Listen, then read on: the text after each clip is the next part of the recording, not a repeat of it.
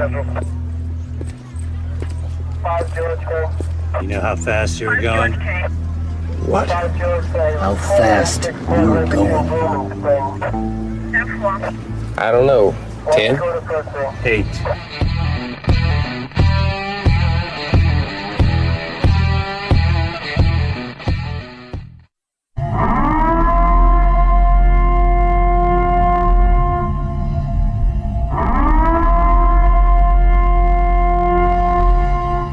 Be advised, this is an explicit podcast, so if you're easily offended, get your panties twisted into a knot.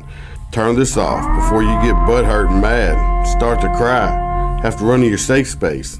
All opinions are those of the host and his guest and do not reflect the opinions of any government agency. Welcome back to MOTORCOP Chronicles podcast. I'm your host, the Iceman. We got a guest today. So it might be a little longer than the 30 minutes than I did the last two. So if y'all want to get ready and go to church, we'll introduce our guest. His nickname is Doc Holliday. I do not know why. We will get into that in a minute, find out why. So let's introduce him here. Thank you very much. Welcome to the podcast and to the clubhouse. Thank you. Glad to be here. Thanks a lot. Man, this is good. It's peanut butter. Yes, I hooked them up with the most delicious Old Smoky peanut butter flavored whiskey with the cranberry juice. First time. It's delicious. I didn't introduce them to the unicorn titty milk. May do that before you leave. Anyway, I'm going to ask you, start out with some little just off-the-cuff questions, which he didn't know he was getting. What's your favorite drink? Elijah Craig bourbon. I'm a huge fan. Started drinking, actually, a mutual person that you and I know showed me this drink, but she put honey in it. Huh. I've had Elijah Craig. I've never put honey in it. It was really good, but now I sit back and I sip on that. That's pretty much my drink. What's your favorite movie? Man, that's a good question. Saving Private Ryan is a good one, and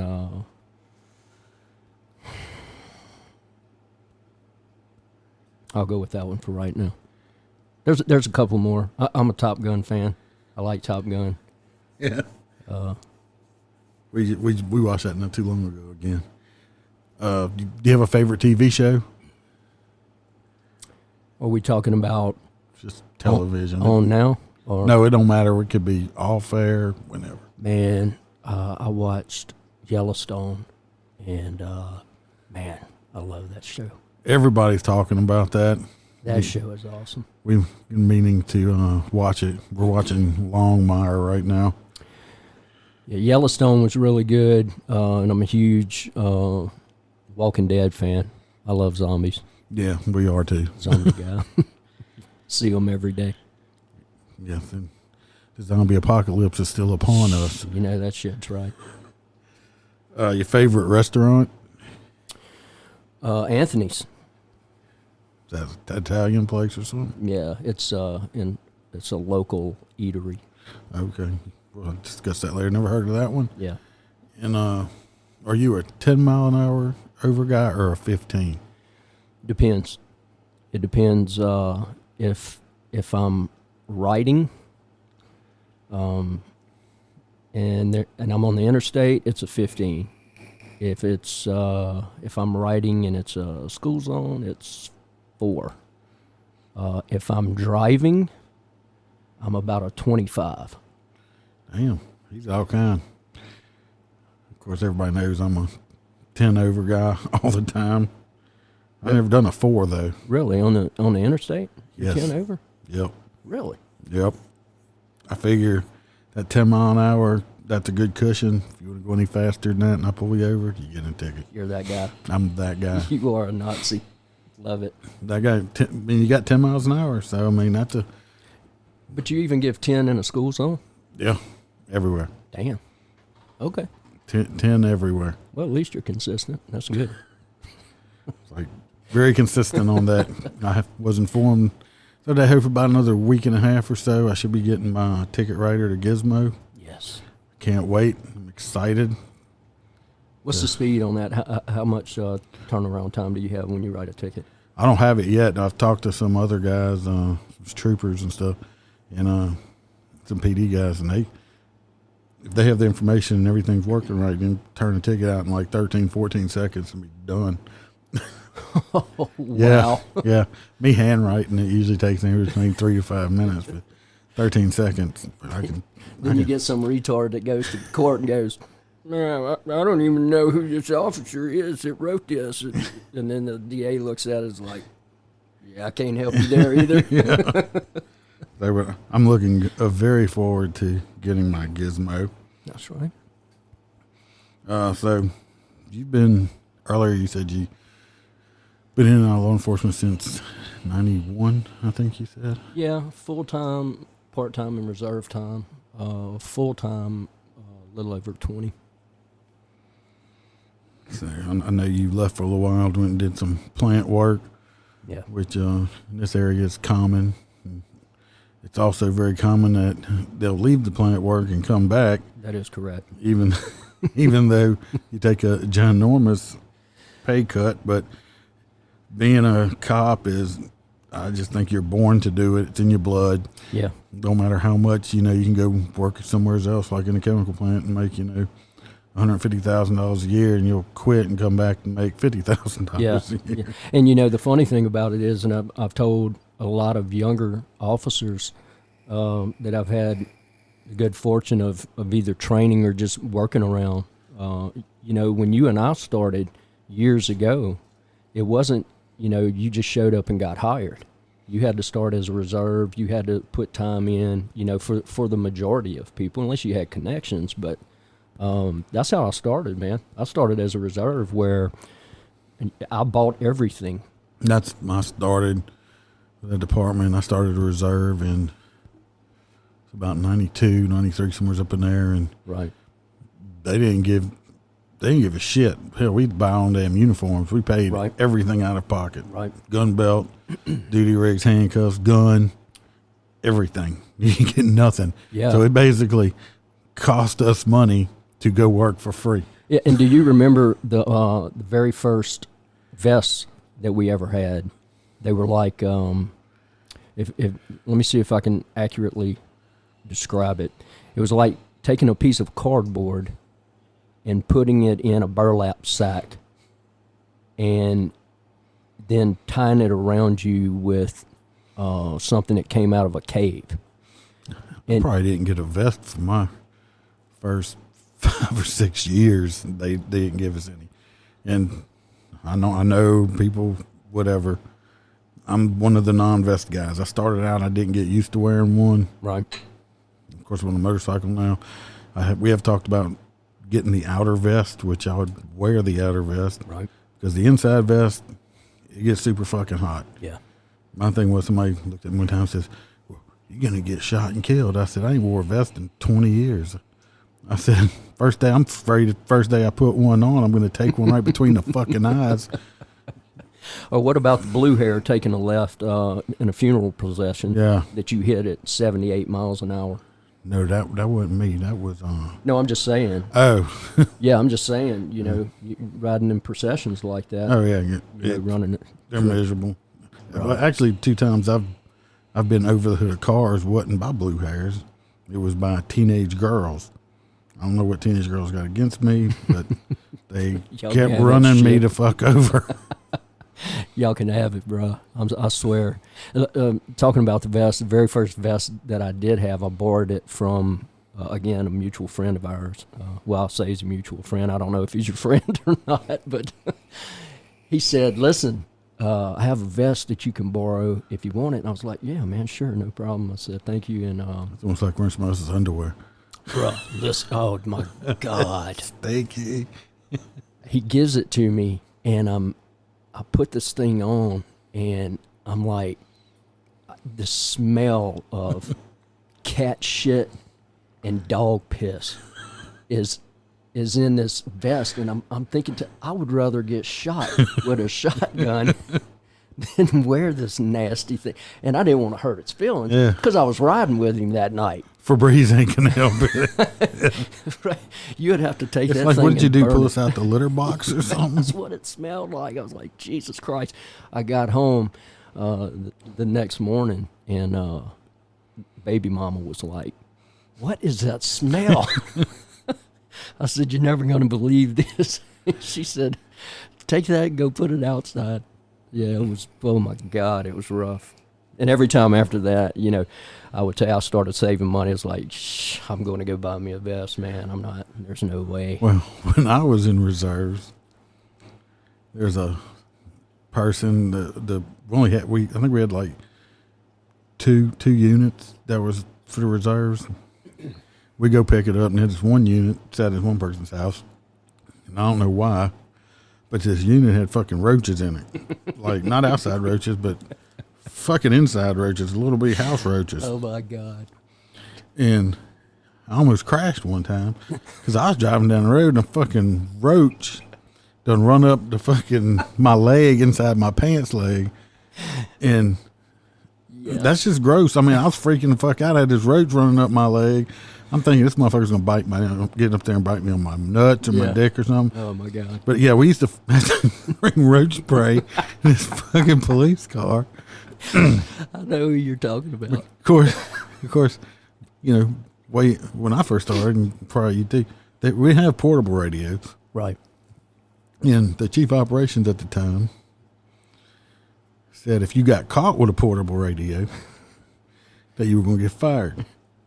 Because his thing was, wasn't about safety or nothing. He said if this wasn't just us, I'm talking about the whole department, Right. that he thought that if the deputies had portable radios, that we would go in people's houses and be fucking women instead of being out doing a job. It's like, so fuck you if you need help fighting somebody, but Yeah. One of the conversations that I had with him, he told me one day, and he said, you either learn how to talk really well or you're going to have to learn how to fight really well. And so I learned how to fight. when I was younger, I was a hands-on guy when I was young. I learned how to talk now. I'm older. You and I me don't heal. I'm not scared to fight. I just don't heal up as fast anymore. Shit, no, man. No, it's rough on old guys. Yeah, I'm 50. I'm getting ready to be 50. I think you are 50. 51 in 2 weeks. And when I was in my 20s and 30s, I'd go hands-on in a heartbeat. In a heartbeat. Now I'm like, hey man, look, we can do this the hard way. You're gonna lose, or we can just do this the easy way. And then, you know, you can get a bond, get out of jail, or we can fight and we can go to the hospital, and then you can go to jail, and you may not get a bond because you're gonna have extra charges. So I mean, you're going to jail either way. Well, let me ask you how fast you want to get there. Right. Let me ask you this: the older you've gotten, have you noticed? I have for myself, but have you noticed that if you have to put hands on somebody, that you try to stomp them as fast and as hard as you can? Oh yeah, there's no playing. I'm not going to play. If I got to put my hands on somebody, it's 110%. Absolutely. I don't want to draw this out any further than I have to. No. I'm trying to beat the brakes off of them as fast as I can. Which I've been lucky. In the last 3 years, I only had to put my hands on one person. So, of course, it was some stupid ass 20-something-year-old kid. Don't want to listen. Yeah, of course. I haven't fought anybody probably in 8-10 years. Been that long? Probably 10 years. I mean, I put my hands on him when I pulled him out the car through the window, but he didn't fight after that point. Yeah. But I prefer not to have to go hands on anymore. It hurts, man. I'd rather just talk to somebody. It's like, hey, let's just do this the easy way. A lot of times, believe it or not, if you talk to some people, and some people, it don't matter what you could say. You can give them $1,000, they're still gonna fight you. Right. So it's just in them. Just in them, man.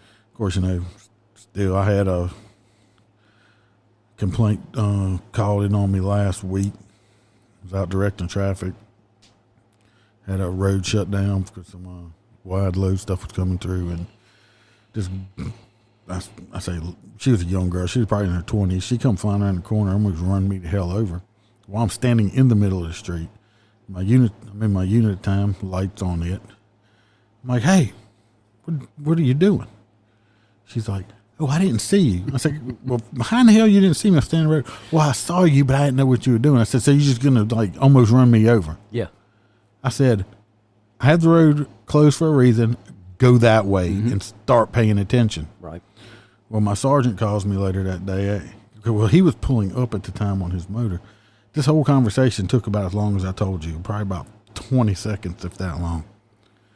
Well, Miss Princess called her daddy, and her daddy called my upper administration person and said that his daughter called him crying, and then I cussed her out. Right. Like, no, didn't cuss her out at all. I said, did I fuss at her harshly? I said, yes, I did. Yeah. I said, she almost ran me over because she probably had her head in her phone. Oh, absolutely. And taking a selfie. I said, yeah, I said, I fussed at her harshly. I said, but I did not cuss her out. And I didn't hear anything else about it. But my point is like, I'm the type of dad, you call me, I'm the one that says, what'd my kid do this time? Right. Right. And too many of these parents out there are like, oh, not my princess and my little angel or nothing like that. When, he probably thinks she's still a virgin and she probably did the whole fucking football team. So it's time to live in the real world, people. Stop coddling your children. Yeah. Pull your titties out their fucking mouths That's after right. they're past the breastfeeding stage. That's right. And let them start growing up. It's funny you say that about kids. Oh, man, I guess it was probably 2010 maybe 2009. I can't remember. That's because you're getting old. Everything blurs together, just one big blob. I forgot your name there for a second. Yeah. I wake up one morning and all my time of law enforcement, except when I was in investigations, I always worked nights. I just loved working nights. I mean, it was, you could do more stuff at night. You didn't have as much traffic and stuff like that, and you could make really good arrests. Well, most of your bad shit happen at night. Well, it used to be like that. Yeah. Now, Well, it's just 24/7. Yeah, yeah. Especially in certain areas, around here. But so I wake up the next morning and I have like probably 10 missed phone calls on my phone. No messages until the very last one. The same number was calling me. And this was back, when you had to go through 17 different things to pull a voicemail off of a cell phone. You know what I'm talking about? After you flipped it open? Yeah. So I'm listening to this message, excuse me, and the message says, hey, this is Officer so-and-so from this department. I think I have your son here. If you could you please call me back? So, of course, being the dad that I am and knowing my son the way I know him, I immediately call and I'm like, hey, man, what's going on? And he says, well, your son got arrested for disturbing the peace, public intoxication, and battery on an officer. And I said, and this is the way I think. I said, what hospital is he in? And he said, what do you mean? I said, I hope y'all whooped his ass. I mean, if he put his hands on an officer, y'all better stomped his guts out.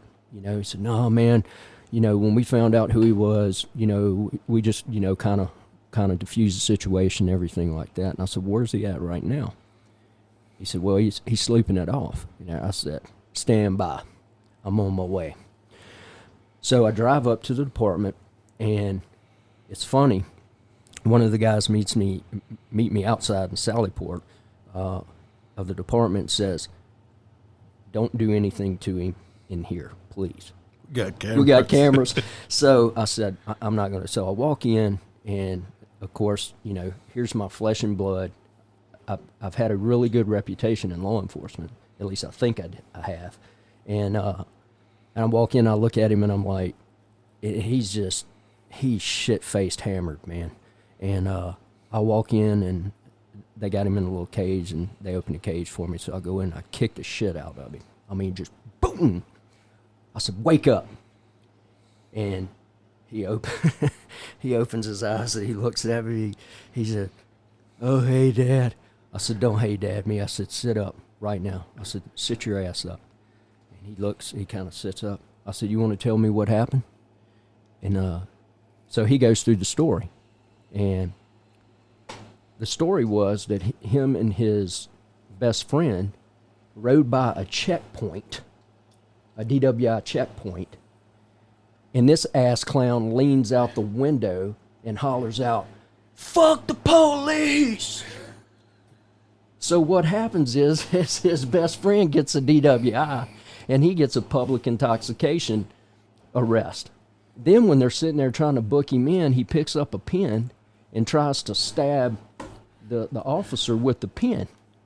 Of course, he's so drunk. He was making all kind of good decisions at that point in his life. So I made sure that his dumb ass stayed in jail for 4.5 months on a misdemeanor public intoxication charge, bro. I love it. Hey, I look. Well, I talked on a previous one. I had my son locked up in juvenile detention center for a couple months when he made some wrong decisions. Right. Got another one here.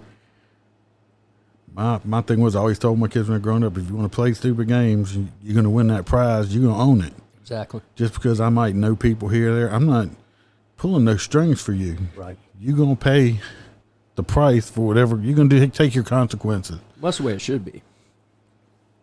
And if it was a ticket or something like that, but yeah. If you actually like breaking a criminal law, yeah. Not just a traffic law, you're gonna pay for it. Right. So, my daughter's gotten a couple tickets that she had to pay for. It's yeah, both of mine have. Like I might help you out with one or something like that, but you keep doing that stupid shit. No, you're gonna pay for it. I'm all about that. And hearing that story, and I can see exactly. This little turd calling her daddy, talking about that. Oh, yeah. Daddy, the mean release man, he cussed me out. No, bitch, you would know if I cussed you out. I promise you. Like he would say, Dad, the cop hollered at me because I almost run him over with my 2,000-pound car, and it upset him. Yes, I love it. Well, first they asked me if I got her driver. I was like, I didn't ever ask her for a driver's license. And I fussed at her harshly, no different than I would do to my own children. Right. And sent her on her way. Pay attention to what you're doing. Exactly. I got called in one time, not where I'm working, where I used to work under another sheriff, and somebody called in and said that how do you put it? Oh. That I upset them because I told them they had to pay more attention because I think they almost hit me or doing something, and it made them feel like they didn't pay attention. And I said, "Excuse me." well, you said when you fussed at them, and told them to pay attention, you inferring that they don't pay attention. I think, well, that's why I said. That they needed to pay attention. well, next time, just kind of tell them to pay attention. Use a different kind of word. I said, all right, next time I'll say, watch what you're doing. I mean, what the fuck? I mean, really? The motherfuckers weren't paying attention. And I told them, just pay attention. Christ, man. And have you noticed also that there's just so many more pussies in the world now? Oh, yeah. It's the pussification of the world. Oh my God. The safe spaces. I seen something like these colleges now have safe spaces, or they need this, and it's like, really? Yeah. The fuck, you know where your safe space is? Go home, go to your room. Yeah. Yeah. Yeah, absolutely. Your freaking safe space. Well, the problem is everybody gets a trophy. Well, and one of the things when I was growing up, I was more afraid of what my daddy would do to me than what a police officer would do to me. Because I knew that a police officer wouldn't necessarily kill me unless I tried to kill him. Oh, yeah. But my daddy would kill me. But we're from the same generation. Yeah. We were pretty sure you raised up like I was. That I respected the cops. Right. You better. I didn't want to get pulled over by the Shit, no. cop and stuff like that. And if I did get pulled over, they were going to be, oh man, fuck you, fuck the police, fuck 12. It'd be like, yes sir, Yes, sir. yes sir, yes sir, Yes, thank sir. you sir, Yes, sir. That period. Listen, retired, and I'll tell you his name whenever when we get off the air. But retired officer from a local agency. He pulls me over one day in the city, and he says, the reason why. Let me see if I can do his voice. The reason why I pulled you over is because you were speeding. You were going 47 and a 35 back there. And I said, me being me, the smart ass, rocket scientist that I am, I said, why'd you wait to pull me over up here? And he walks and gets right in my face. And when I had a cigar in his mouth. I know who you're talking about. So he walks up, and his breath smelled like cigar and ass. And he gets right up in my grill, man, and he says, let me tell you something. I'll pull you over wherever the fuck I want to pull you over. That's exactly him. And I said, yes, sir. And had to go home and tell Dad, that I got a ticket. At 15 years old. And that's when you could drive at 15. Of course, I'd been driving since I was 9. I mean, seriously. And, bro, my daddy beat the shit out of me. Oh, my God. I mean, he wore me out. He said, when you leave this house, you're a representation of me and my name and this. And in my brain, I'm thinking, yeah, but your name ain't that good, cuz. So, don't matter. But, yeah, man, I never, nope, no. Well, it's just like when we grew up, you do something stupid, your friend's mom down the road would whip your ass. Right. Then call your mom, and when you got home, your parents would whip your ass again. Yeah, or come over there and whip you, and then get home and whip you again. I got a story for you, bro. Listen, we were talking about this earlier, and anybody that knows me knows that I have a problem. There's 2 things that I have a problem with. One is smells. Okay, I don't like smells, dirty smells. I can't stand like nasty feet and a stinky ass, armpit. Well, I try not to run around sniffing people's asses. Well, but you know the type of person that I'm talking about. Yeah, but I'm not an ass sniffer. Me either, I think. Your ass stinks. Smells like poop. Take your nose out of my ass. And garlic. So, and the other one is feet. Like if your feet look like you've been burying eggs on a riverbank, you and I probably aren't going to be friends. I'm just saying, we're probably not going to go. Wear socks. We're not going to go fishing.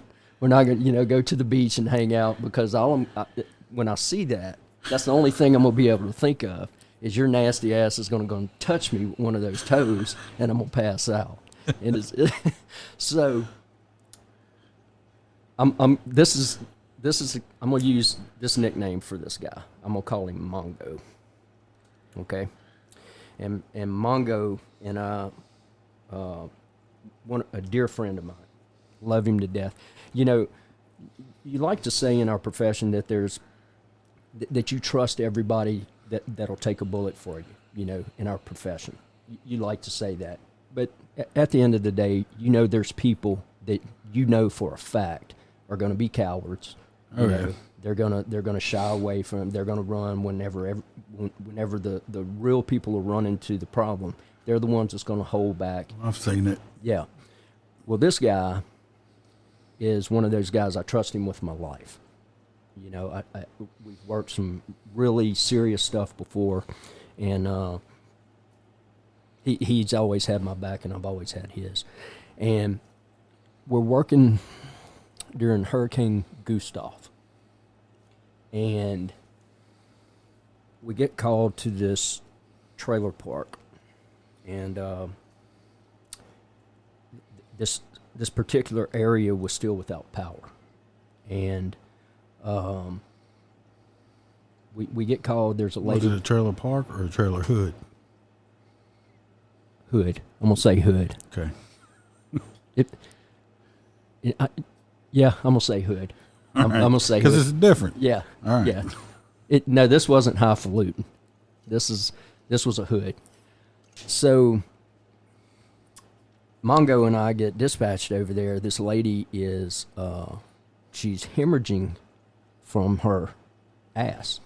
Okay, she's bleeding from her. Oh, okay. From She's her bleeding. I thought she from was shitting or something. No. She's bleeding. I can from her take the booty. blood. I can't take the shit. Oh no, we'll see. It goes back to them smells.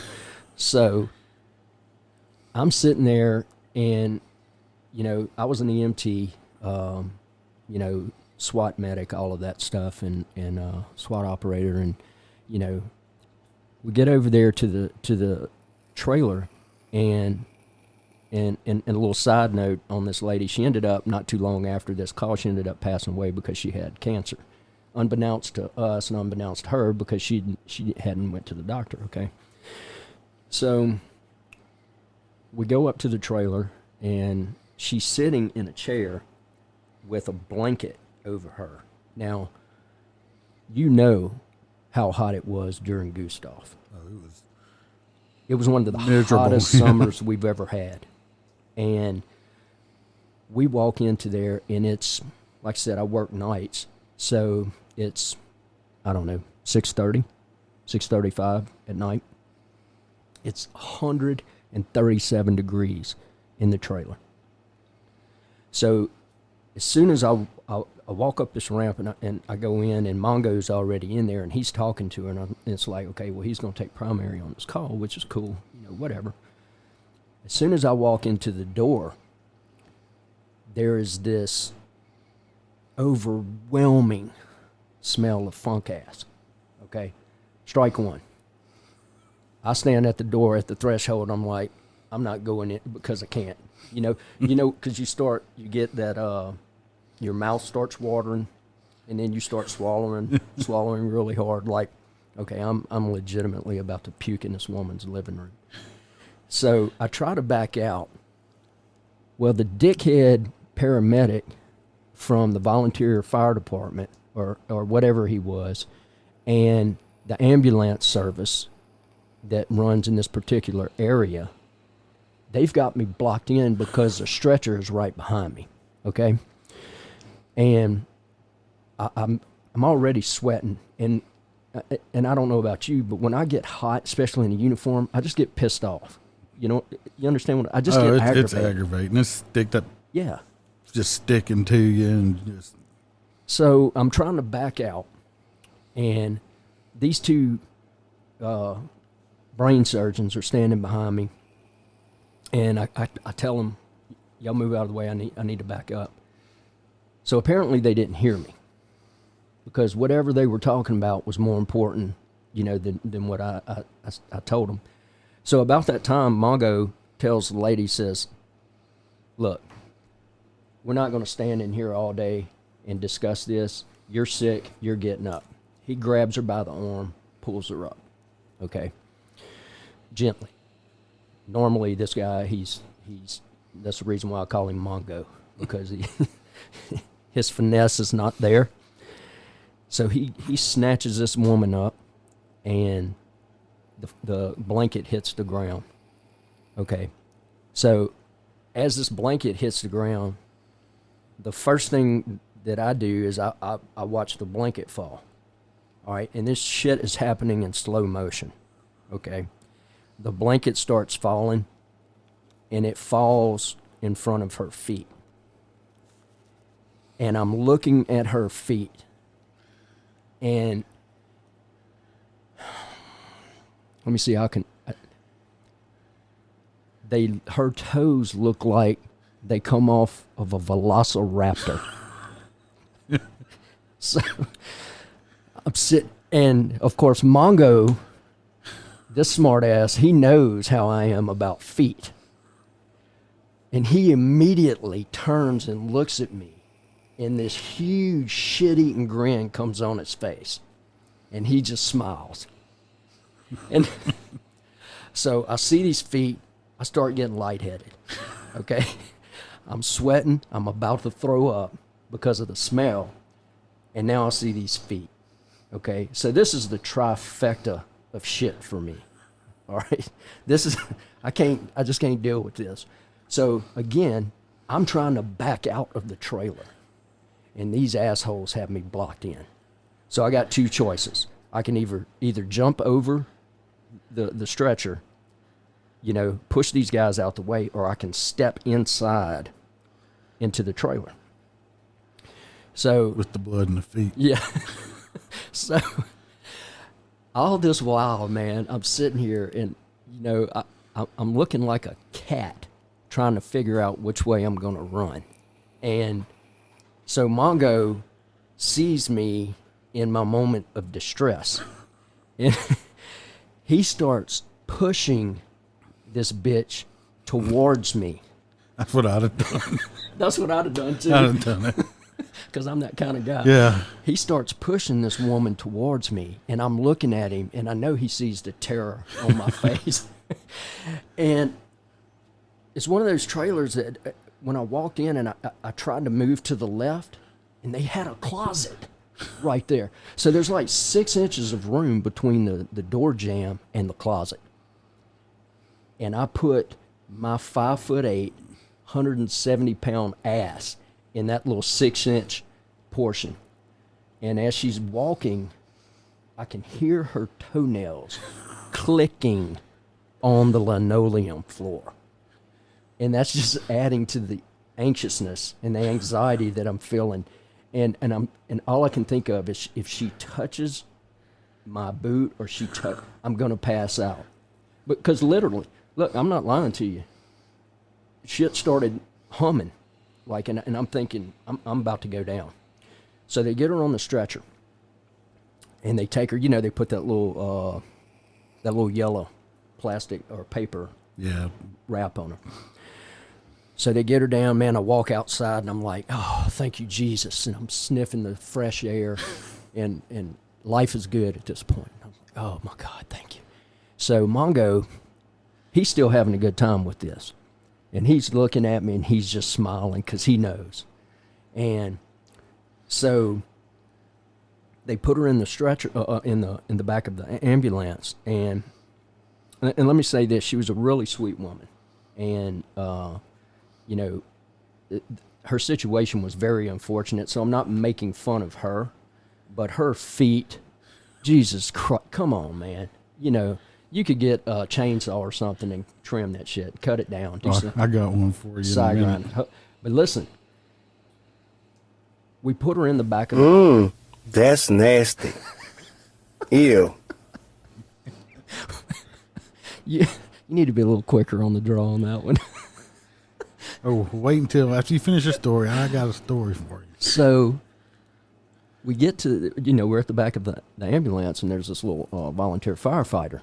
And he's standing there, and so Mongo looks at me, and he just still has this just trifling, shitty grin on his face. And he reaches in, and he flips that little, he flips that paper. To expose the feet. I'm thinking I'd have to get you at your feet again before she left. So then I get to see the bottom of her feet. Now, she looks like she's been chasing cheetahs in the Saharan desert, the bottom of her feet are as bad as her toenails. And I mean, they're cracked and they're bleeding. And I start backing up. So Mongo looks at me and he looks at the little volunteer firefighter and he said, "How would y'all like to suck on them toes?" So, that was it for me. You didn't lose it, did you? Look, this right here. And I have another story with this dumbass, what he did to me one night. But I want to hear what you have to say. This was during the flood. I was on high water rescue. And the person we had to get them out of the house and transport them in one of the Humvees because the water was so high that the boo-boo bus couldn't get back there to get them. Yeah. And I get back there, and the man was he was diabetic and having issues with that. We were waiting on some stuff before he could get him loaded up. Well, this man sitting in his recliner with his feet up, and on I think it was his right foot, I'm not sure, but his big toenail. I'm not lying. If this big toenail was not at least like 4.5 inches long. Oh my God. Like past the end of his toe, and it was thick, black, and nasty. And I'm sitting there with the man right there trying to get stuff. And the only thing I'm looking, I got him. I could tell he wasn't in that much distress anymore. And I'm just sitting there, I'm staring. It's like a trainer. But I'm staring at this toenail thinking, how's this motherfucker put shoes on? Because you can't wear a shoe with this fucking toenail at all. Does he like wear Crocs or something? Just like cut a little toenail hold out the end of slides him? out the end. I mean, you could not. This thing was so big and nasty. Yeah. Toenail clippers. You'd had to get an axe. You'd have to use like pruning shears to cut this motherfucker off. 12 horsepower side grinder. I called my wife, I believe, and as soon as we dropped him off and was telling her about this man's toenail. If I could have got away with taking a picture of it without him noticing, it was, like I said, I don't know how he wore shoes or anything else. That toenail was so long. Oh, God. That's horrible. So long. Dude, and now... You don't have nightmares about them toes. I probably will. I'm at the point now where I get motion sickness, so Dramamine. if I try to turn and run really fast, I'm going to pass out, and then I'm going to wake up with somebody With feet in your face. with velociraptor toes on. I didn't have smelling salt, so I was just rubbing my toe on the top of his nose there, trying to wake him up. Oh my! I mean, she legitimately looked like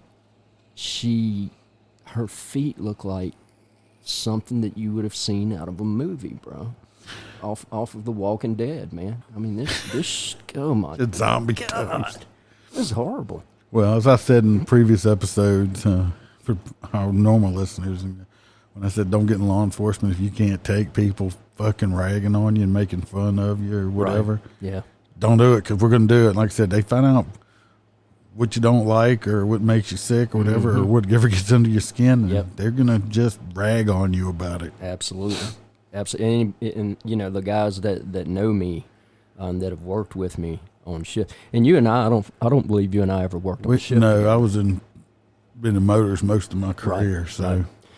Right. But yeah, I mean, they would, at every agency too, especially the older guys.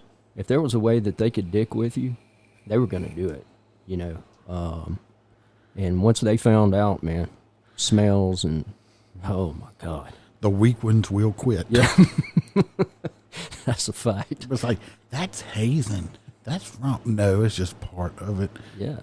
And if you're that weak and can't take it, you're in the wrong profession. Well, and think about the things that you've experienced from a very traumatic viewpoint, right? So, car wrecks with children involved, child abuse, homicides, domestic violence stuff. Too much shit, too many nightmares. Yeah, yeah. Yeah, and you know, you and I both know this. There's stuff that you always remember, and then there's things that you'll never forget, and those are two very different things. You know, the things that you never forget are the things that legitimately wake you up at 2:00 in the morning in cold sweat. Oh yeah, well, my wife's sitting over there. She'll tell you she's witnessed some of my nightmares or dreams, however you want to say or whatever about it. She said one time I woke her up, I was screaming and cussing out some redheaded bitch or something like that. Yeah.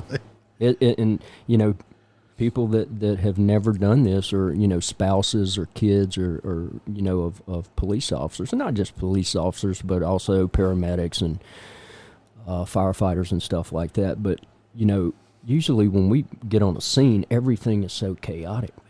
And you have to be level-headed at that point. And, you know, I guess we have a button on our head. It's got to be a switch. I don't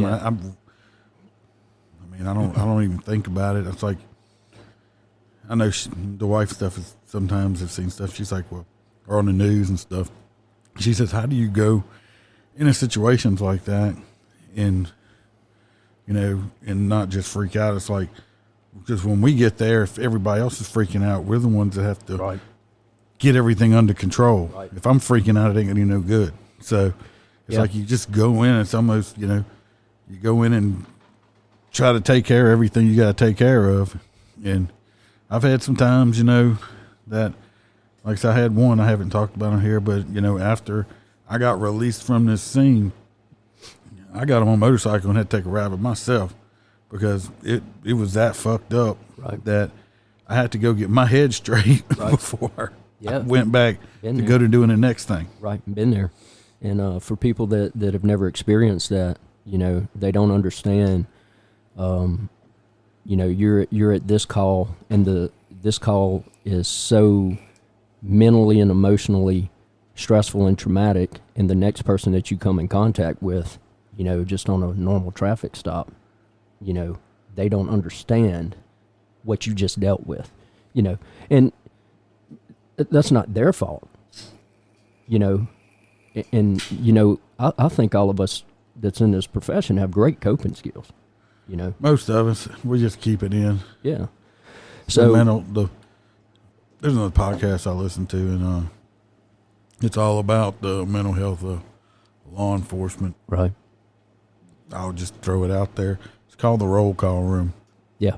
Yeah. And the main host on it actually lost his career in law enforcement over this podcast, but he's still doing it, and he's making it. And like I said, they're all about mental health issues with law enforcement and the crap we got to put up with, and bad leadership. Oh my God! Don't even get me going on that. No, we're not into that. We're comedy. No, we don't have enough time. So yeah, and I apologize for bringing this mood down with that. So oh no, one night hold on. We're gonna take us a quick break because I got to pee. All right, and then we're gonna come right back. Awesome. Stand by. We interrupt this program for an important announcement. Ladies and gentlemen. Are you standing by? A very important message is coming. Are you still standing by? We interrupt for this breaking news. Breaking news. Breaking news. There's a podcast that happens on Saturday night that you need to know about. All right, can I get out of serious mode? Let's go to goofy. Okay. Make sure to listen to Louisiana Saturday Night. Robert and April are your hosts, and they talk a lot about current events. And occasionally they'll have a guest and include them on the conversation. It's raw, it's blunt, and explicit.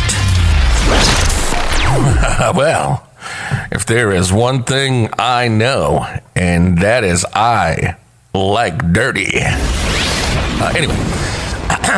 It's for anyone who wants to have fun and not take life so seriously. And God knows we need that these days. Robert and April on Louisiana Saturday Night. Check them out at louisianasaturdaynight.podbean.com.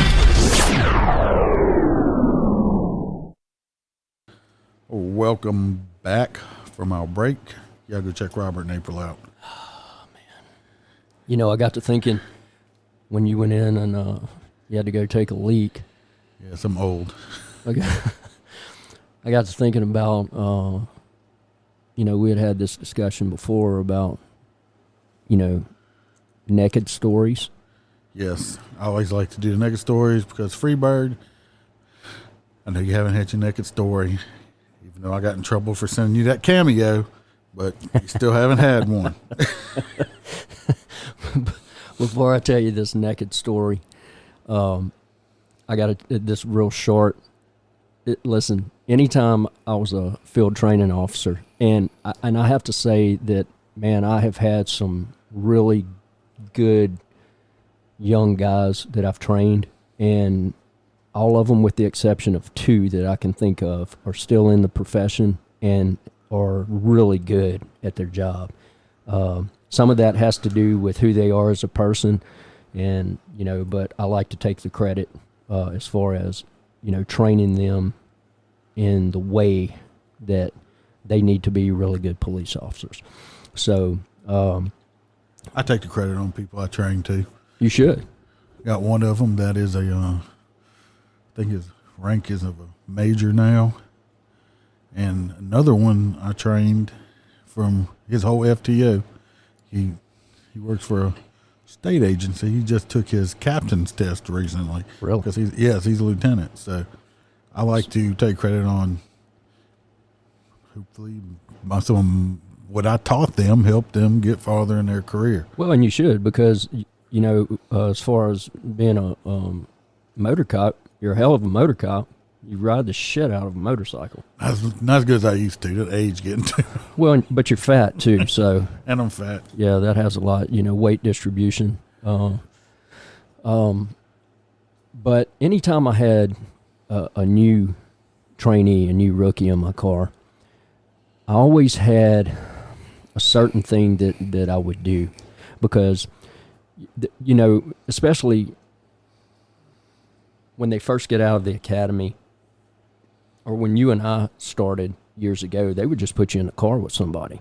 There was no academy. There was an academy a year later or 2 years later, right? Yeah. So. Working the street. Yeah. Well before you went to the academy by yourself. Yeah. Well, the Constitution, what is that? So one of the things that I would do is the night before they got in my car, I would eat the most vile thing that I could think of that would cause my stomach to rumble. Okay. And I did this with every one of them. And I don't think that I'll ever be a field training officer anymore, because I'm just too far along. And, but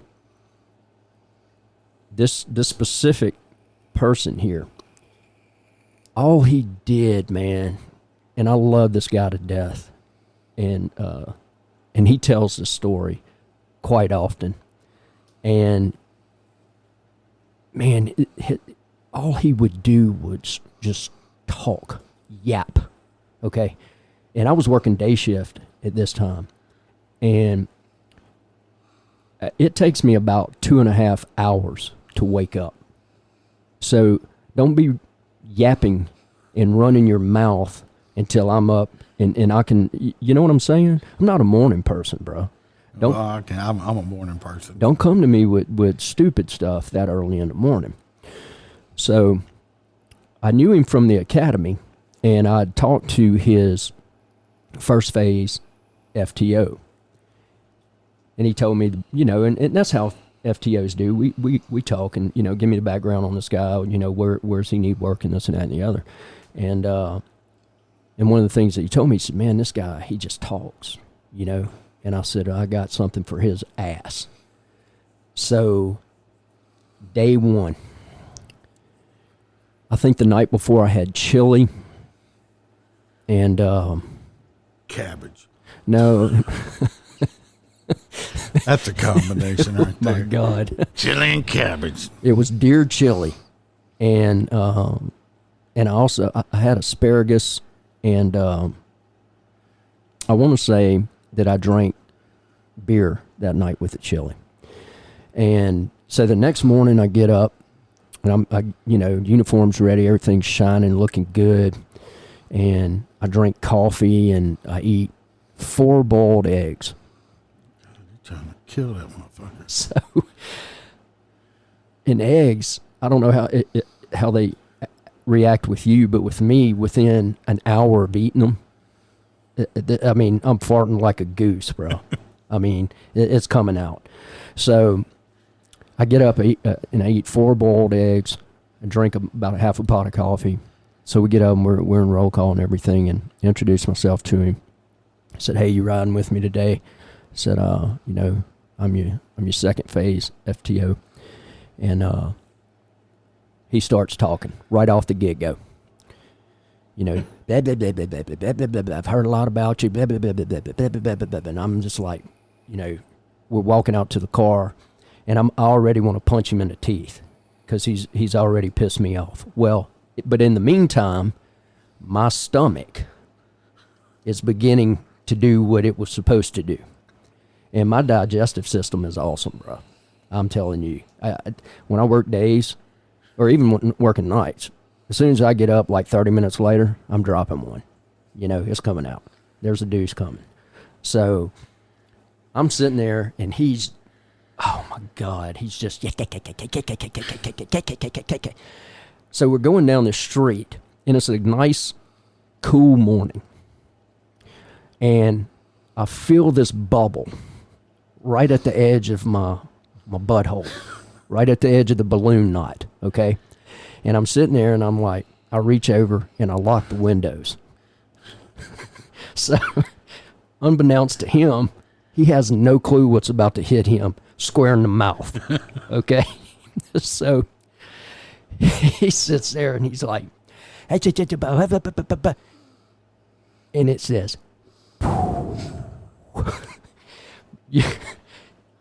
silent but deadly. The ones that are really good is when your asshole burns. So, and I'm sitting there, and I'm like, I start giggling. I start giggling with glee because I know what's about to happen. So he sits there, and in mid-sentence, he's like, shut up. And he turns. He turns and looks at me, and he says,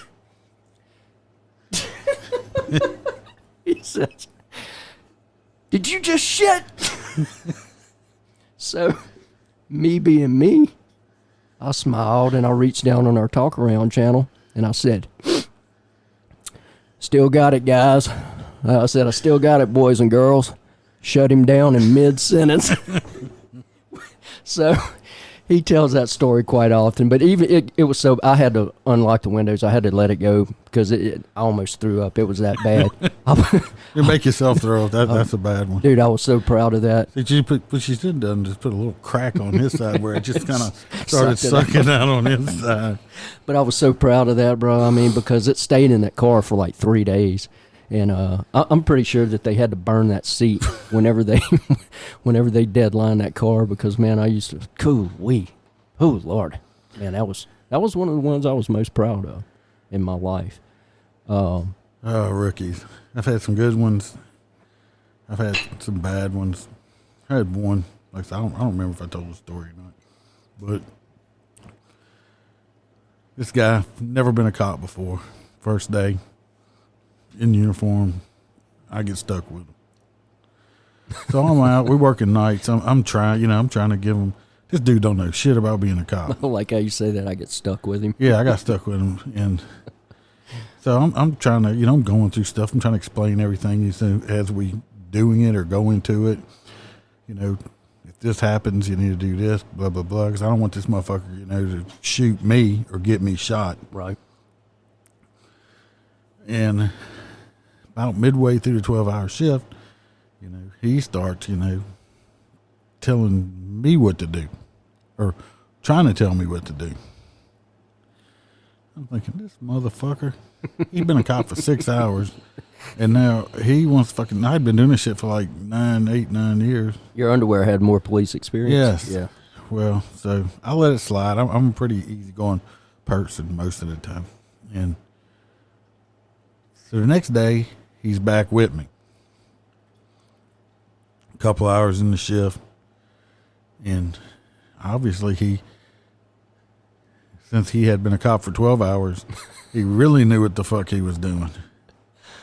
Well, we get called to a suspicious person, noise, whatever, complaint. It's dark. We get there. Now, this motherfucker, he done went past my last nerve. We pull up, and, I could tell, I shot him right around. It was a bullshit call. It was anonymous. Said he wouldn't be contacted or nothing. Mm-hmm. I looked at him. I said, hey, jump out. Go check behind that house right there. Well, he did. I put my shit in reverse. And I drove the fuck off and left him at this call. Work it out, homie. I love 10 minutes later, my supervisor calls. We had cell phones at this time. He said, you forgot something on that call you were on? I said, nope. He said, what do you mean, no? He said, you left that FTO on the call. I said, so I didn't forget him. I left his ass on fucking purpose. I said, fuck that dude. He ain't riding with me no more. He said, what you mean? I said, he already knows how to be a cop. Give him his own fucking car. Yeah. I said, he keeps telling me what to do for a day and a half now, and he's been doing the shit for a day and a half, but he knows what he's doing. I said, fuck him. The supervisor ended up having to go over there and pick him up. Because I was like, fuck this dude, because I'm going to end up punching him in the face or something. I've seen it before. But I did. I left him on that call. I've seen it. You forgot something. Nope, I didn't forget shit. No, that bitch was left there on purpose. Yeah, straight up on purpose. Tombstone. Bye-bye. Tombstone. It's like the movie Tombstone. That's my favorite. Oh, yeah. Well, that's kind of for your nickname? Yeah. Tombstone. I'll be your Huckleberry. So we were talking about naked stories, and I tried to get rid of this out of my, out of my memory. Never goes away. No. Especially something like this.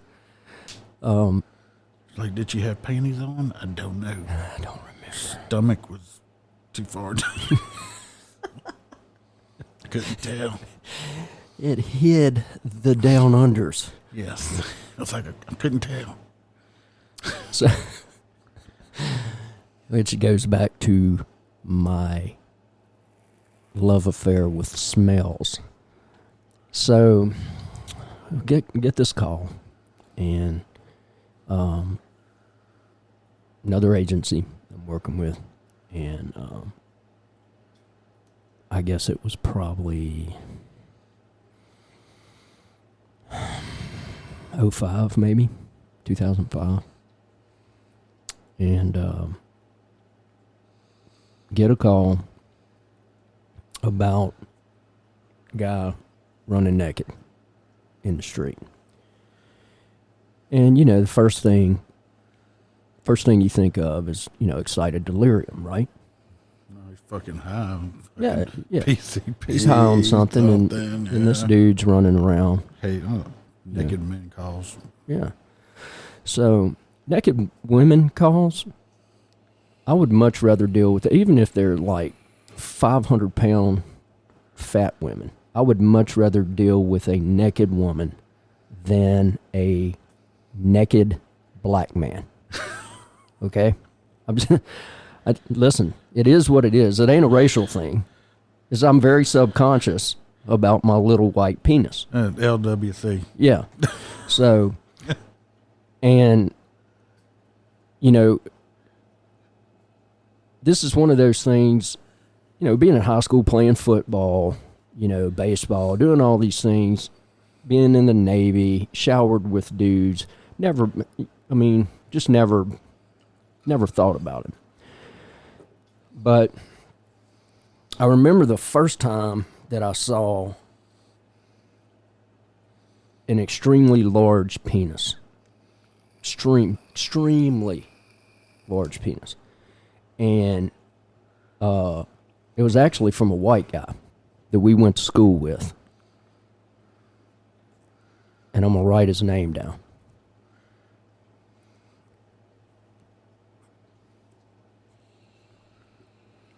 I know who he was, but I didn't know he had a big dick. But Bro. now I know. Listen, listen, I was a junior in high school, and he was a senior. And after football practice, we walked in, we're taking everything. Well, he walks in the shower after, I'm about to get out. Well, as he walks in, I see something out of the corner of my eye, like in my peripheral, that completely blocks out a portion of my peripheral vision. And of course, I'm thinking I'm having a stroke or something, because I can't see. So I turn and I look, and I'm mesmerized, His cock goes out about 4 inches like this, seriously, about this far out, and then drops and twists like a roller coaster, bro, about this far. Jesus Christ. Exactly. I'm impressed. That's what I said. I'm not gay, but I was like, man, can I touch that thing? Good God. So throughout most of my law enforcement career, and we've all seen stuff like that, people get shot or something. When I was working in DOC, I don't mean to interrupt you, but yeah, go ahead. We had to, if you work in DOC, you got to do a lot of strip searches, That means they come back from visiting, they drop and they getting buck naked, bending over, spreading their ass cheeks open. Right.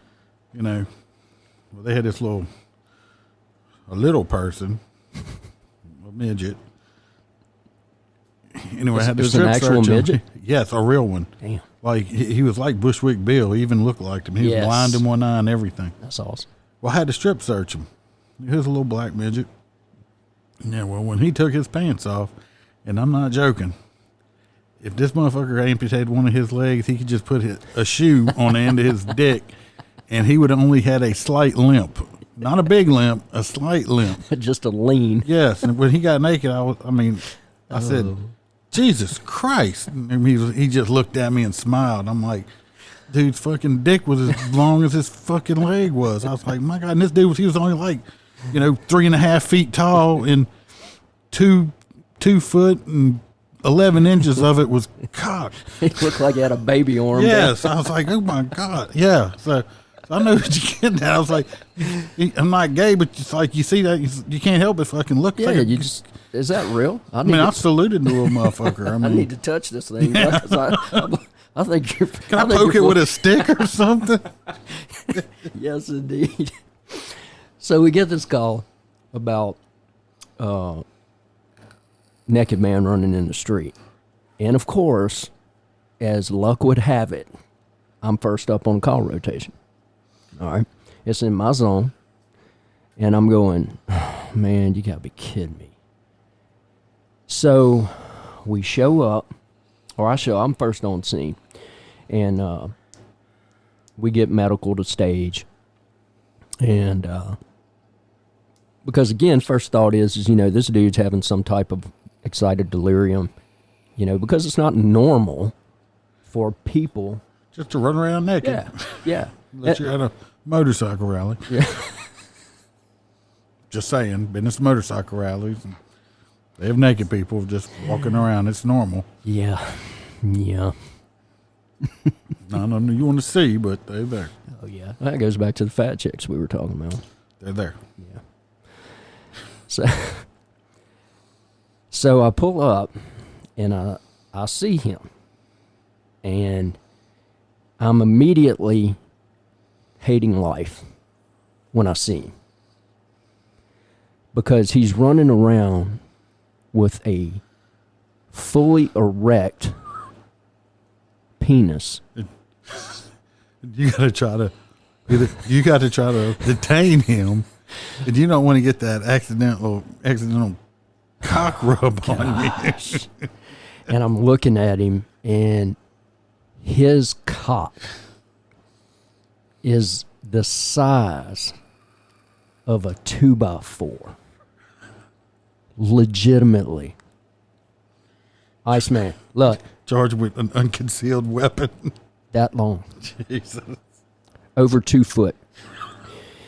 And it was as big around as my calf. Okay? And I'm not a huge guy. That's what's wrong with him. His dick got hard and he had lost a blood flow. It made him crazy because he wasn't getting enough blood to his brains because it was in his dick. So I show up and I'm like, you got to be shitting me. You know, it's one thing to have a flaccid penis pop you upside the head. But when this dude's got a billy club, you know, and he sees me when I get out of the car and he takes both of his hands and he puts it on his penis. And he looks at me and he goes, "Come get you some of this black dick, you white motherfucker." And I'm You didn't tase it? well, so I unsheath the electrodes and I do a nice little spark check for him. Yeah. And he takes off running. And I'm, of course, me. "Stop running, quit resisting, you know, he's running." What's he like? He's real fast. I can't even get close to him. I might want to send some help. People are responding. "Which way is he running?" "Well, he's northbound on this street." What's he look like? He looks like a black man that's butt naked. You know, he's got short hair. And of course, and a 2-foot dick. That's what I wanted to say. He's right, both hands on his cock, and it looks like he's holding a billy club. So, long story short,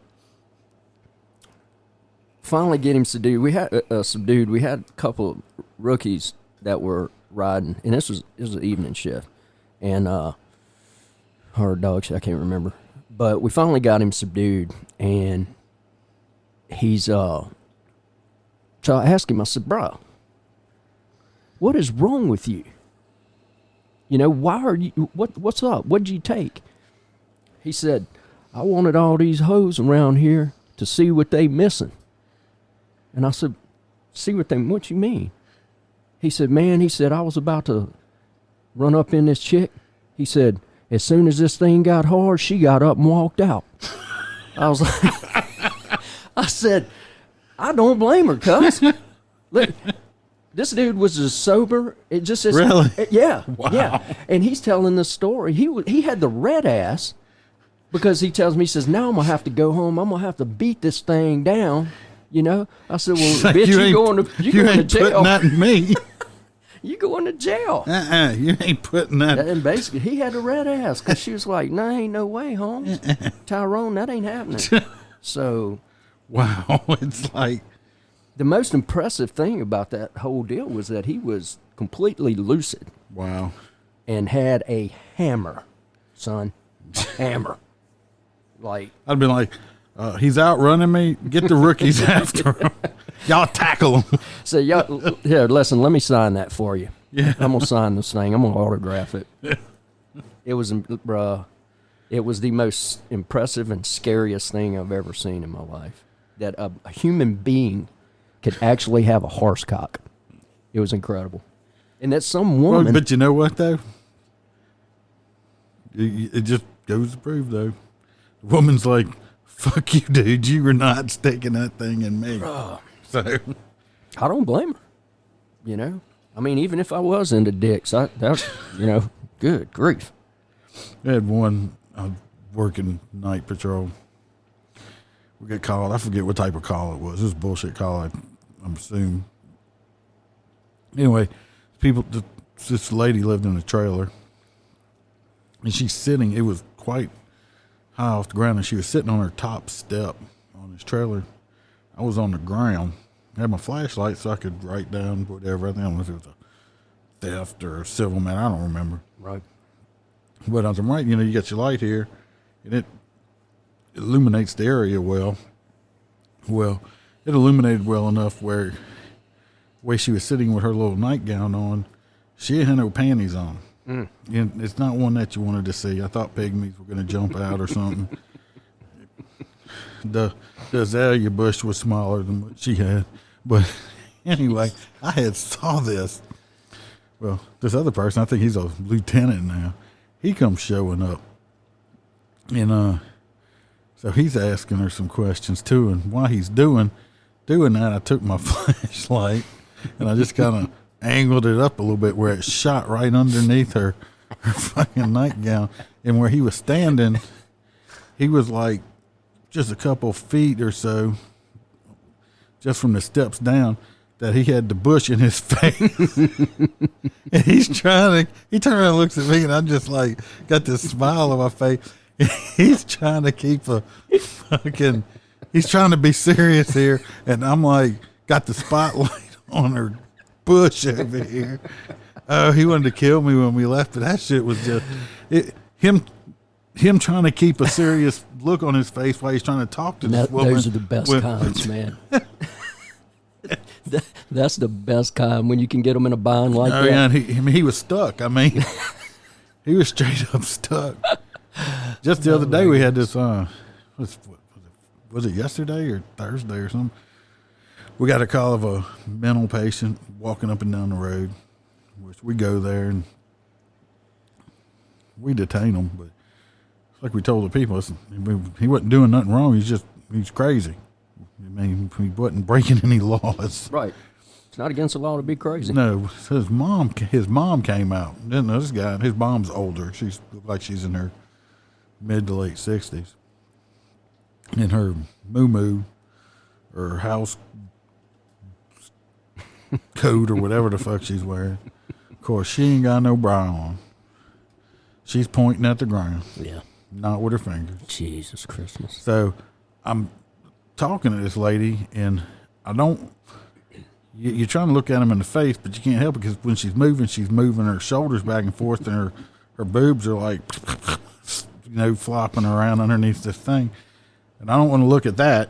So I look down, at least feet don't gross me out like they do. But I look down and I notice I'm like, and then she's got like these strawberry blonde fucking long hairs growing off her legs all over the place. I'm like, Jesus Christ, I can't look at her in the face. Fucking titties flopping all over. Now I can't look at her legs because now she's got these long. And of course, she's talking to me, she's all, well, we keep sending them to the mental hospital, and they keep sending them out. And I'm like, yes, ma'am, I understand. And she's like, I'm trying to get out of there, and she's prolonging this conversation, on and on and on. I'm kind of looking at the sky. Look, is that a bluebird? Because fuck, it's like, did you not know what you were wearing before you come out the house? The only reason you should come out of your house in public looking certain ways is if it's on fire. It's on fire. Yeah, or somebody's trying to kill you. Put a bra on. Yeah. Put some shoes on. Wear pants if you got hairy legs. That's horrible. It's just, I was like, oh my God. I mean, that's so horrible. Then then she's telling me how she lost another sibling for mental illness. Her sister's got mental illness. And I'm thinking, y'all ain't seen and y'all reproducing. Y'all don't see the trend here. You got a whole family. Somebody needs to kill that gene pool. You got a whole family.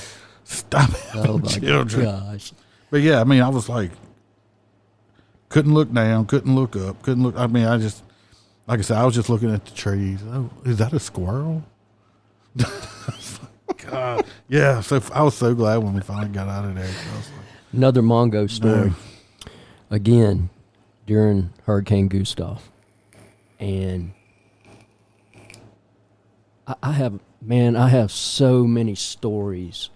Well, you'll just have to come back a second part 2. Yeah, I will, absolutely. If that's an invite, I'm definitely. Yes. Especially during Gustav, because the most heinous, stupid, retarded people came out in groves after that hurricane, bro. I mean, it was... this specific trailer hood. I probably know which one you're talking about. It's one or two. So it's, that was the number 2 one. Yeah, I was talking about. So me and Mongo are up in there trying to effect a warrant on this little shitty person, female. And they had just gotten electricity back in that particular park about 2 days prior to us being there. So I guess we was probably 8 days in, 6 days in, I guess. Yeah, I was gonna say about at least a week. Yeah. So we go up in there, and there's clothes. It's one of these houses that it's just filthy. You know what I'm saying? There's roaches all over the floor, garbage piled up. Now, this particular female that we were looking for was extremely pretty, very pretty girl, okay? Pre-crack rock. So now she's on crack, and now she's out there, bro. That ain't a chick we went to school with, is it?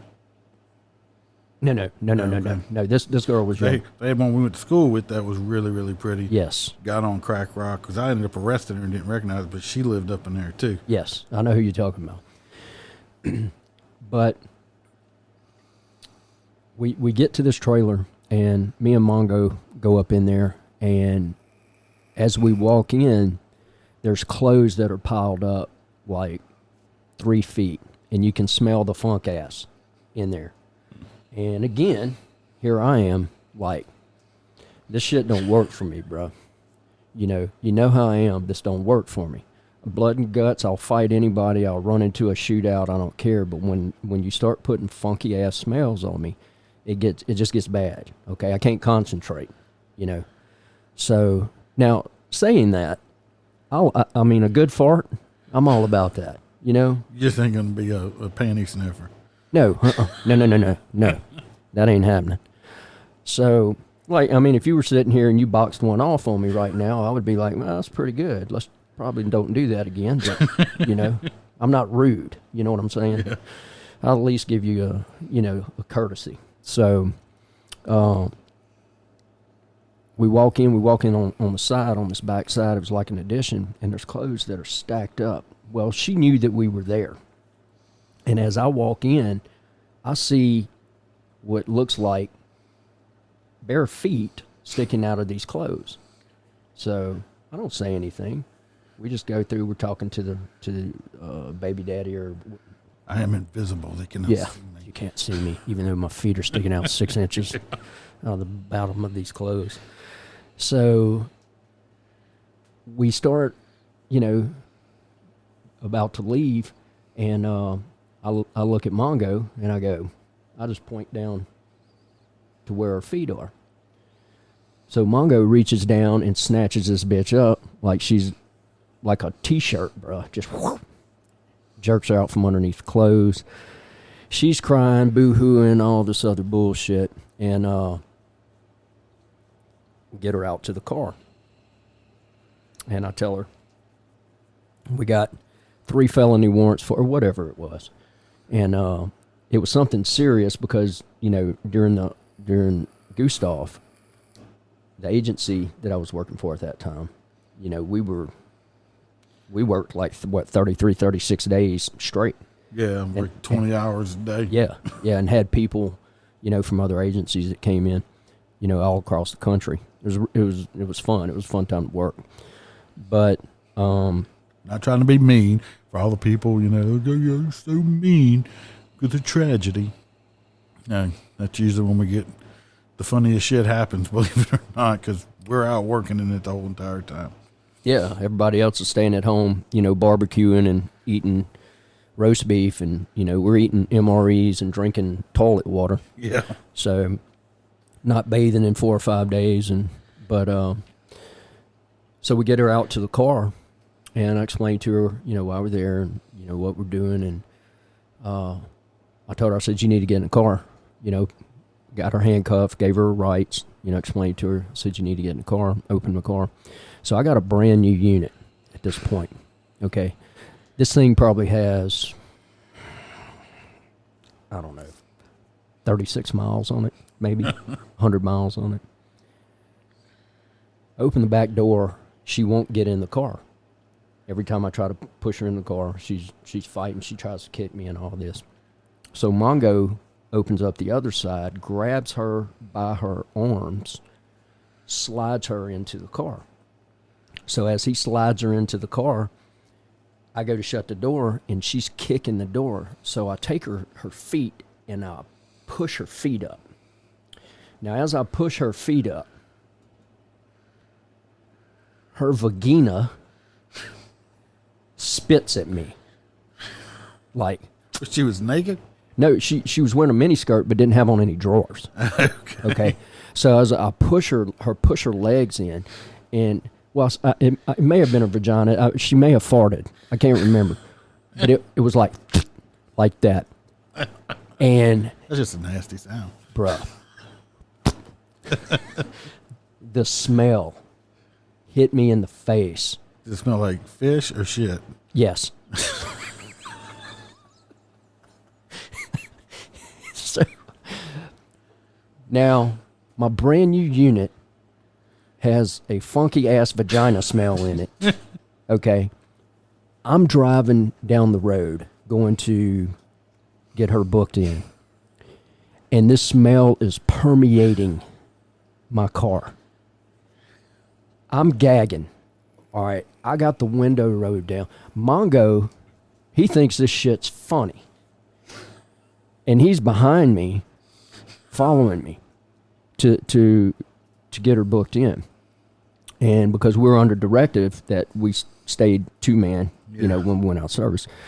So we pull up into the Sally, and I'm legitimately leaning out of my car like this sound.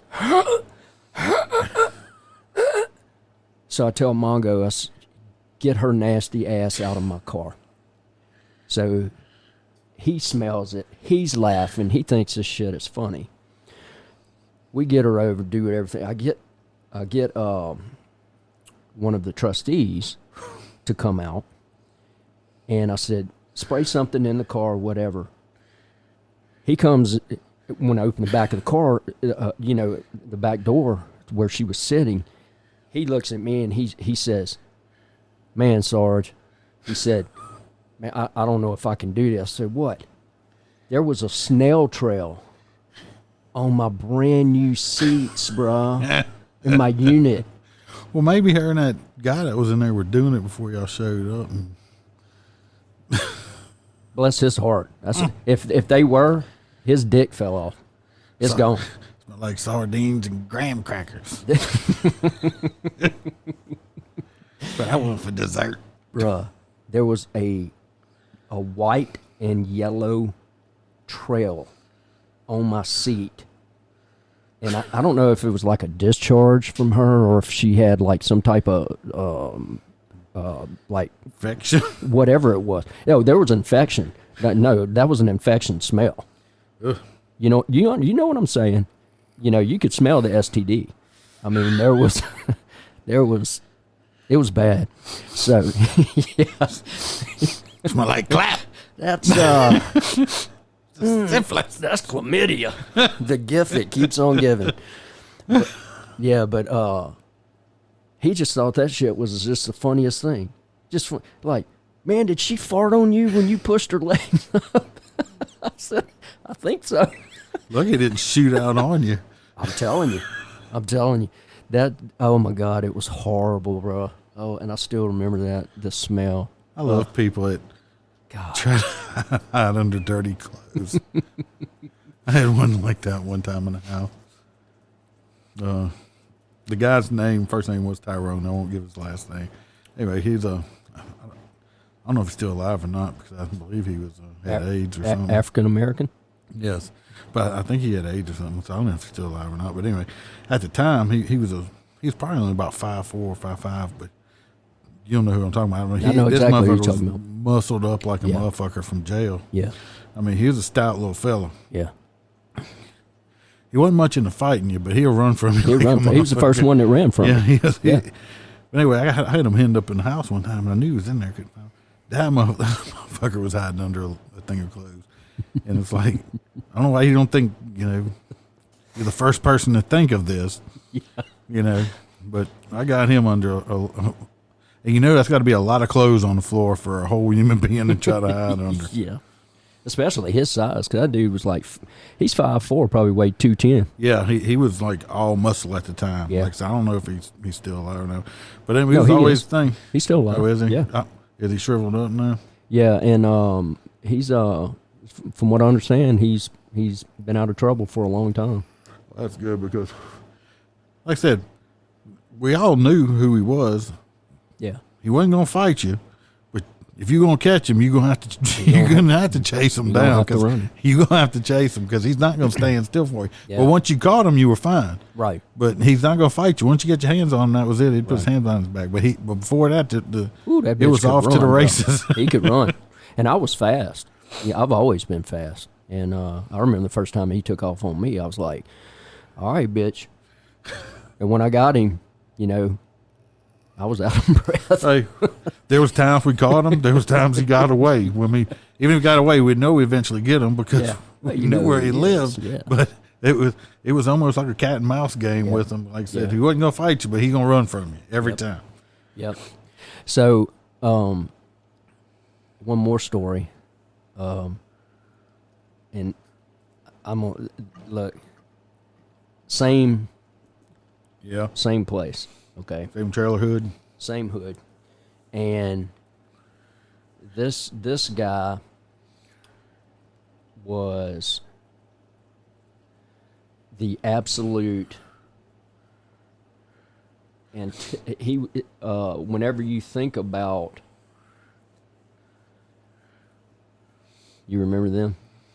I'm not sure. Okay. So, whenever you think about a certain area, or like Hills Have Eyes, the movie Hills Have Eyes, these two people come to mind. Okay? And we had dealt with these ass clowns every night for about 2 straight weeks. And again, during the hurricane.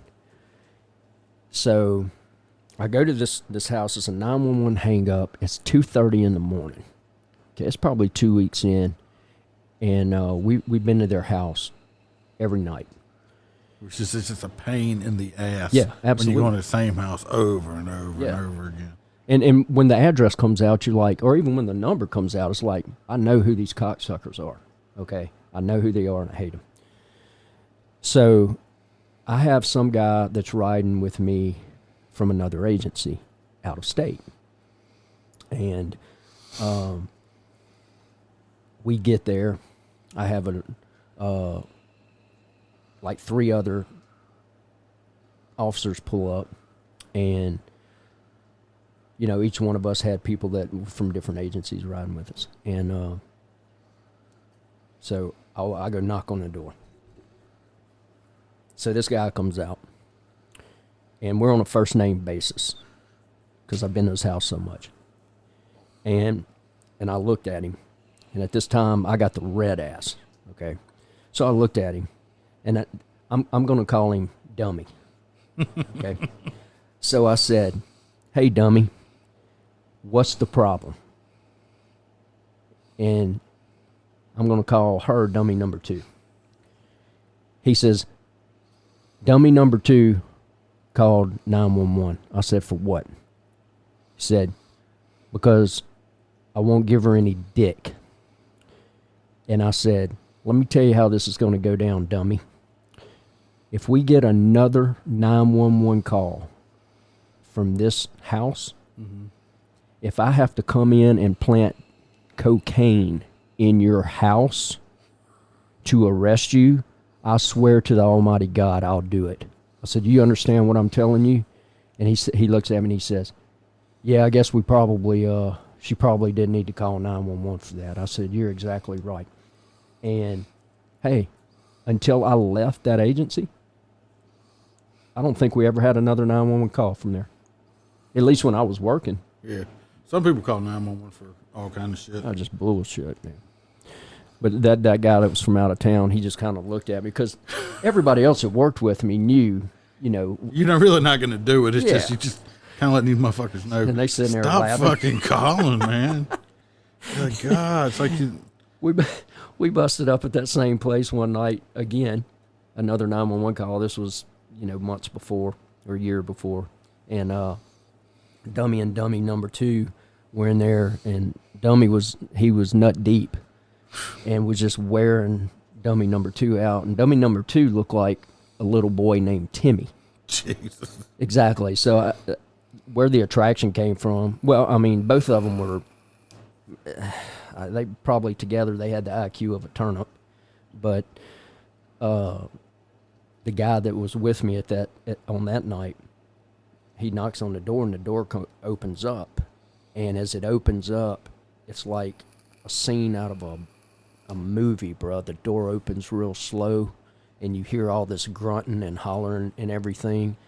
And dummy number 2 I felt bad for her, because dummy number 1 is is a pretty good sized dude and muscled up and everything, and dummy number 2 was just as she probably weighed 85 pounds, and he was destroying. But I couldn't get when she saw us, and we was like, "Oh my God!" And the guy that was with me, he screamed, "I'm blind! Oh, Jesus Christ, I'm blind!" So he starts backing out, and I'm looking, and her titties look like she had like little Hershey Kisses. Just nipples. Yeah. Like, like a kid that has never done any push-ups or anything, and that's seared in my brain. And I mean, here, this woman was like 40 years old, bro, grown-ass woman, looked like a little kid, man, looked like a little boy, and maybe he had some kind of boy fetish or something. Hopefully they didn't have children. They didn't. He did, from a previous marriage to a black woman, and his son would always come over there, and he would throw N-bombs on his son. Oh my God, really? Oh, bruh. And went over there probably 10 times, man. His teenage son just whipped the shit out of him. Oh, he deserved it. Yeah, I mean, absolutely. it's your own kid. I mean, Yeah, really? man. So, yeah. There was some people a long time ago. This was it was kind of a subdivision area, houses, mixed trailers, but it was a hood type area. It wasn't real. It wasn't a respectable part of town, put it that way. Right. And this guy, he was just short. He was a small guy, probably about 5'5" or so, 130, 140 pounds. But anyway, we get called over here all the time because he lived in the house with his wife and his girlfriend. And the two women, of course, would get pissed off at each other about shit. And I finally looked at the dude one time. And I was like, dude, you got to make your mind up. Pick either the wife or the girlfriend or something, because this shit's getting old. I mean, I understand what you're trying to get at. You're a player and all that shit, or you think you are, but you got to pick one or the other. Yeah, and I don't know. This guy must have been strapping or something, because I know he didn't have no fucking money from the hellhole he lived in. I guarantee he didn't have a Tyrone dick, though. Well, probably not, but I don't know what he had. But I think about 5 years after that, I think I finally ran into them again, and he finally did pick one. It was the girlfriend and not the wife. But it was for years. It was all three of them. I was like, oh, damn, these motherfuckers here. And they could at least get along better or something like that. Just a pain in the ass. They call, just give you a name. You know it's bad when they just call and, give you the name and you know where you're going already. Yeah. You don't have to give me an address. All right, 10-4. Yeah, I know who it is. Dummy 1 and Dummy 2. I remember, and we've all, everybody that's done this job for any amount of time. Oh, you get your frequent flyer. And then your thought process is as soon as you see that number come up or as soon as you hear that address, it's like, why won't these people die? Why can't they just die? Don't. We had one. Just die. I don't know if you were around this time or not, but they had this one dirt bag that was a frequent flyer. This motherfucker, like I said, they're like cockroaches. Yeah. He was underneath his own mobile home trying to level it. This was like a 16 by 80 mobile home trailer. It fucking falls on this motherfucker. The trailer falls on him. He's still alive. I would have been smushed like a fucking cockroach under somebody's boot. Yep. If a mobile home falls on me. This motherfucker, all he got was a limp out of it. Jeez. You can't kill him. You can't kill him. Yeah, I'll go in a house and get scratched by a piece of wood Get on my arm, and then I die a 13-month painful, slow death where they have to cut off. Staph infection or something. Yeah, oh yeah, it's like that. That would be me. It's like, Jesus. here's somebody, I got shot 25 times. Yeah. I spent 3 days in the hospital. Yeah. Stupid, man. I have a 12-year-old shooting me with a pellet gun, and I'll be blind. It'd kill me. It'd go in my eyeball and go to my brain or something and kill me. Absolutely. That's just my luck. Yeah, or break your ankle. Yeah. And then die of some kind of rare blood disease because of it.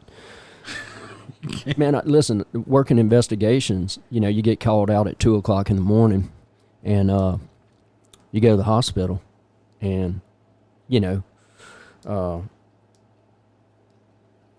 Ray's laying up on the bed, or Nook, and, hey, what happened? Man, I don't know. I was just walking down the street. My leg exploded. Dude done been shot like 6 times, bro. All up in his gut, chest, arms. And he's sitting here having a conversation with me like we're watching a football game. That shit was just, I'll never understand that. No. Ever. I guess that just ain't your time to go. I mean, everybody knows me. I'm not a extremely religious person. Right. But I just think when it's your time, it's your time. Right. If you get shot 20 times, if it's just not your time to go, you're not going to die from it. Yeah. I mean, you can die in the toilet, or doing whatever. It's just whenever it's your time, Yeah. Those are not really good at any time. Any time. I think that's one reason I never went to homicide. I never did the whole detective. I've been a motor guy my whole career. Right. So a lot of times, a big part of our day is figuring out where we're going to eat lunch at. Sure. Yeah, absolutely. Well, it used to be anyway. I bring my lunch now, but where I used to work at, we'd talk about what we were going to eat for lunch at breakfast. Yeah, that's what we did. Like, all right, what we're going to eat for lunch. Yeah. While we're eating breakfast, that was the most important thing in the day was what was to eat. We made at the last agency that I was at, we made had a wheel, where you pull the string and it was, the cow goes moo. Well, like one of them. What do they call them? What do they call them things? The talk or something? Yeah. Something talk. I don't remember. They used to have a string when we were a kid, yeah. So what we did is we put restaurants on this because we would always sit there and, hey, you want to eat here? Man, we ate there 2 days ago. Hey, you want to eat here? Man, it's too expensive. Hey, you want to eat here? So yeah, I mean, towards getting close to payday, your choices go down differently. No. Where they give us that 50% off at? I'm just going to eat this dry spaghetti, that hasn't been cooked yet, and swash my spit around. Is that spit? Yeah.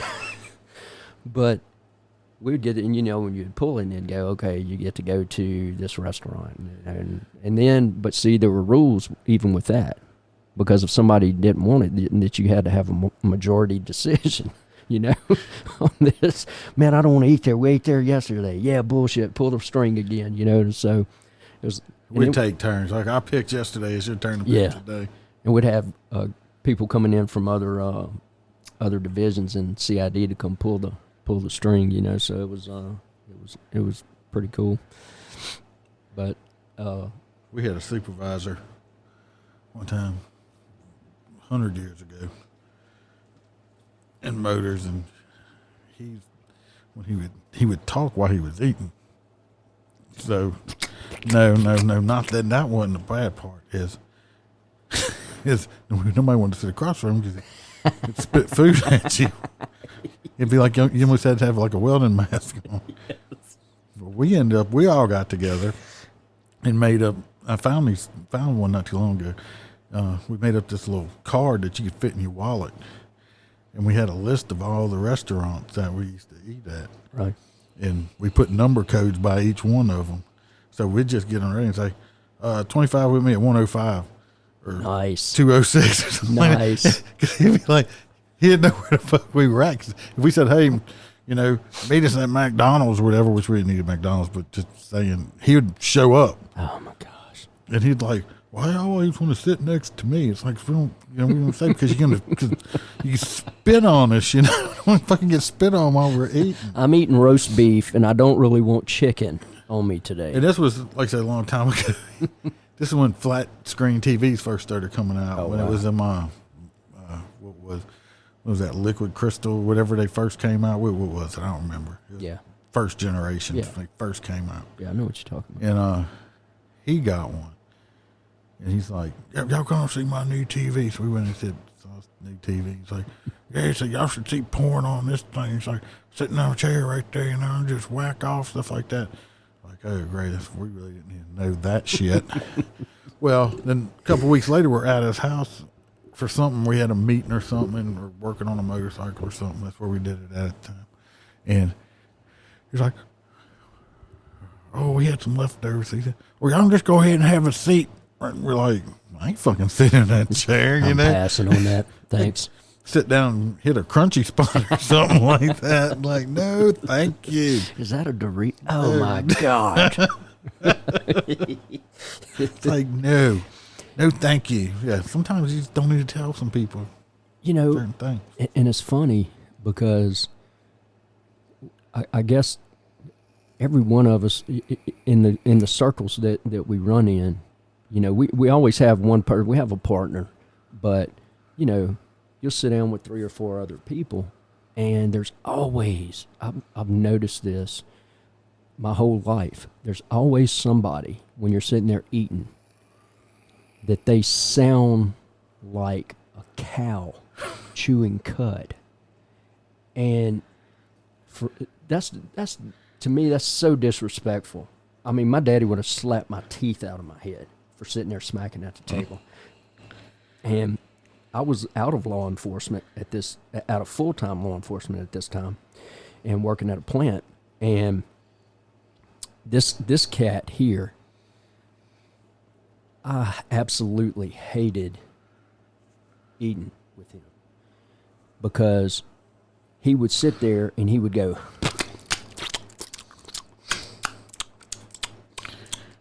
it's like, I'm done. And one time I asked him, I said, is there a reason, do you have like a medical problem that you can't breathe through your nose or what? And I was being very serious, because when you eat, you sound like a horse, bruh.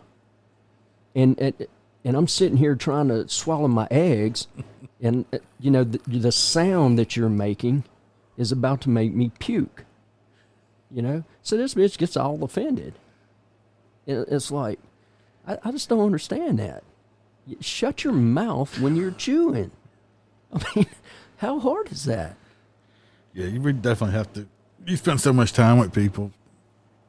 Some people you love, some people you don't like, but I'll just try to get along with everybody. Just sometimes, like, some people just like them more than others. Yeah, that's true. Or you don't like their old ladies, Oh, yes. Yes. Contentious and pretentious bitches, bro. Oh, man, I can't. It's like, yeah. Sitting there ragging them all the time. Man, shut up. All right, well, I don't want to get too long. I'll do a little short in the news. We're in Louisiana. We were informed we were going to stage 3 after listening to the governor talk about stage 3. I'm still waiting to find out what's different from stage 2. They said the restaurants can go to 75% capacity, but you still have to do the social distancing with the tables in the restaurants. So right, basically, you're at 50%. They can't fucking put nobody else in there than they're already doing. Of course, none of the bars can open, so I just feel like he just put a gun up against all them bar owners' heads and pulled the trigger at this point. Yeah. So they say stage 3. I'm going to say it's stage 2.1. 2.1. We still have to wear a mask, Yeah. and I am sick and tired of it.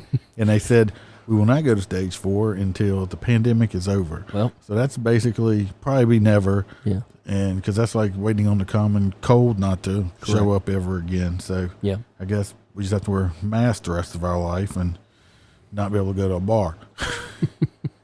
So that's my in the news. I could go on and on about that. Try not to be political, but it's aggravating as fuck. But what do you expect from a guy that looks like Bobby Boucher's daddy? Yeah, I think I saw something on TikTok about that or something like that. I mean, he does. Fucking hilarious. He does. He looks just like Bobby Boucher's daddy. You know, But only in Louisiana. Yeah. Oh yeah. So welcome to stage 3. I think they are going to let kids, which don't affect me any because all my kids are grown. I'm sure yours are. Yeah. I think they're going to start letting the kids go to school or more of them Yeah, go to school, 5 something days like a that, week. or Yeah. something like that, more normal school. But Yeah. I'm waiting for that to last about 3 weeks, and they're going to have some kids pop up with this flu shit, and they're going to shut the schools back down. So Yeah. we'll see how that goes. Like I said, we're definitely going to have you back on, Doc Holliday back on, part 2. He has plenty more to talk about. I mean, part 3 if we have to. I don't care. I pay for the shit, so I do what I want. Oh, I want to give a shout out real quick. We got a email from a listener. I'm not going to give his whole name, but his name is Gavin. Appreciate it, buddy. Glad you enjoy it. I think I emailed you back. I hadn't heard back. If you want a free sticker, just send me your address and I'll mail it to you. Won't cost you shit. Just send me your email. Send me your somewhere I can mail it to. If anybody else wants to email us, we're going to put it in the show description. It's MotorCop Chronicles at gmail.com. MotorCop Chronicles Podcast on Facebook. Twitter is at MotorC, and Parler's MotorCop Chronicles Podcast also. And if you're a future motor cop, want to be motor cop, retired motor cop, law enforcement, no matter what you do in law enforcement, corrections, firearm EMTs, any first responders, you want to be a guest, hit us up on one of those platforms. And remember, smile, because the Iceman could always be behind you. I'm cranking up on the throttle. This is how legends are made.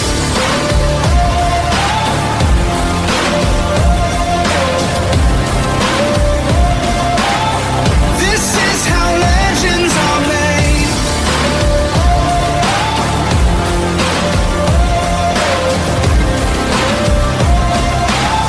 This is how legends are made.